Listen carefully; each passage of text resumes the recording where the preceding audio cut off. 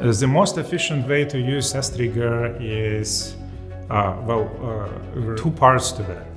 So the first part, how you automate your existing test cases.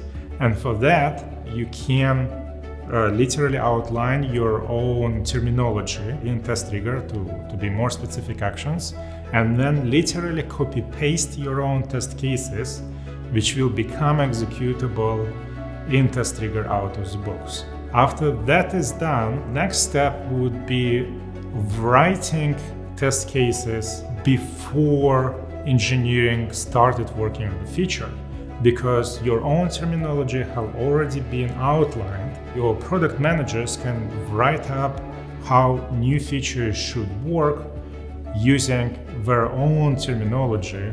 This test would be executable before engineering starts, and as soon as engineering starts, there is no ambiguity of what needs to be done, and that specification itself is a test. So you'll have test coverage going before engineering ATDD style for UI tests, which will allow you to achieve as efficient engineering as it's technically possible.